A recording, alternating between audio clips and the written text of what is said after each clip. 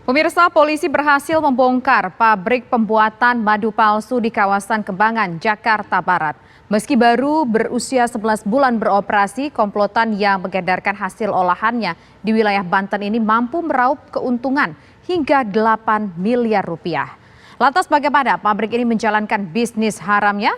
Berikut kisahnya dalam Jejak Kasus. Madu palsu beromset 8M.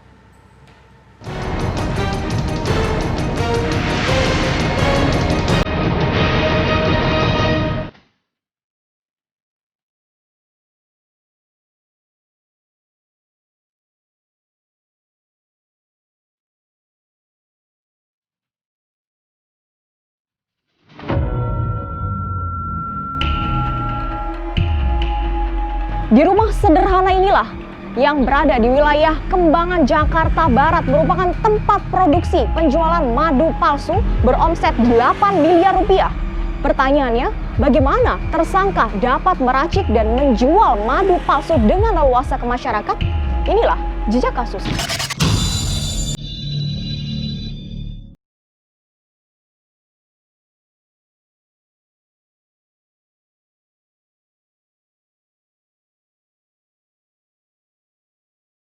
Di bilangan Jakarta Barat ini disulap menjadi sebuah pabrik madu oleh MS dan TM. Mereka berdua dikenal sebagai pengusaha madu yang melebarkan usahanya di wilayah Banten. Namun sayangnya, mereka tidak memproduksi madu asli, melainkan madu abal-abal alias palsu. Di rumah sederhana inilah yang disulap menjadi sebuah pabrik pembuatan madu palsu. Untuk mengetahui lebih lanjut, tim Jejak Kasus akan berbincang langsung bersama dengan Kasubdit Indak Polda Banten dengan AKBP Dovi. Permisi, Pak. Ini kita sudah berada di dalam rumah sederhana yang disulap menjadi pembuatan madu palsu. Mungkin bisa dijelaskan, ini bagaimana proses pembuatan madu palsu di tempat ini, Pak? Ya. Kami jelaskan di sini berdasarkan fakta-fakta yang telah kami dapat. Bahwa si tersangka tidak ada basic pengalaman atau pendidikan di bidang produksi makanan, yaitu makanan olahan seperti ini.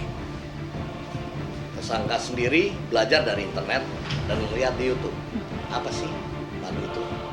Bagaimana sih membuat bahan tambahan madu? Bahan-bahan apa saja yang bisa menyerupai madu, baik itu rasa maupun warna. Dari situ dia mencoba sedikit demi sedikit. Puluhan drum ini memang berisikan campuran madu palsu yang tak ada kadar madunya barang sedikit. Madu KW milik para tersangka ini ternyata berbahan dasar molase atau ampas tebu yang dicampur dengan glukosa dan fruktosa atau pemanis buatan. Bahkan bau menyengat pun merebak ke seluruh sudut ruangan, ditambah kondisi lantai pabrik yang lengket dan kotor akibat tumpukan olahan madu palsu.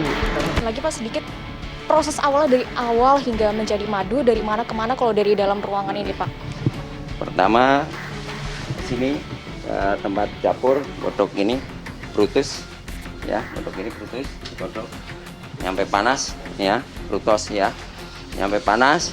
Setelah panas, langsung bawa ke sini pakai ember, masukin ke tong itu yang dibongkar itunya, langsung dikocek. Karena kalau udah dikasih panas itu lunak banget, gampang, enteng dikoceknya, itu nggak berat gitu. Kalau udah kasih panas itu glukosa aja. Kemudian setelah itu diapain lagi? Setelah itu saring, masukin ke trigen, udah dijual. Tapi memang tidak ada kandungan madu asli sama sekali? Nggak ada.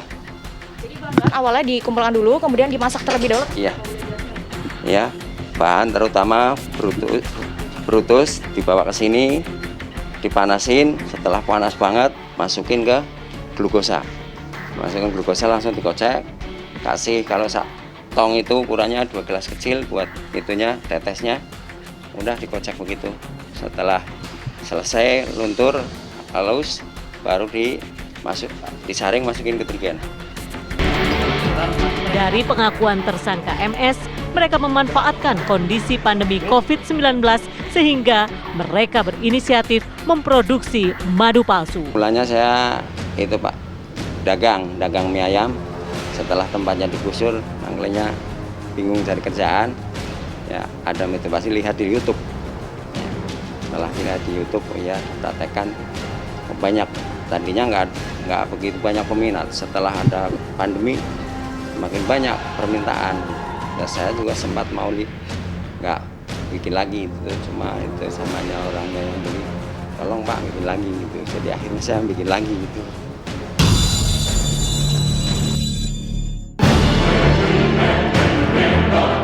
Selain TM dan MS, polisi juga menangkap satu tersangka AS yang berperan sebagai penjual madu di wilayah Lebak, Banten.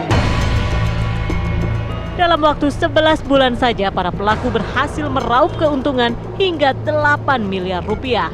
Bahkan dalam sehari, mereka mengaku bisa menghasilkan 1 ton madu siap edar. Udah berapa tahun nih, Pak? Ini sudah berjalan lebih kurang 1 tahun sejak masa pandemi kemarin. Makanya kita bisa mengkalkulasi berapa keuntungan yang sudah diraup oleh tersangka ini.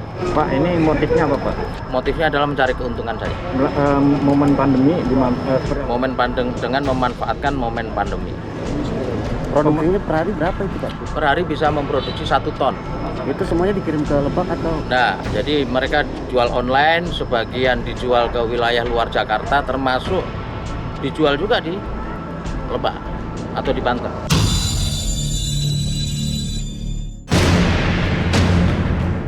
Sebanyak 30 botol madu palsu siap edar, jeriken, ratusan botol, alat pembuatan madu dan 3 tong besar yang digunakan untuk mengolah serta bahan-bahan pembuatan madu telah diamankan polisi.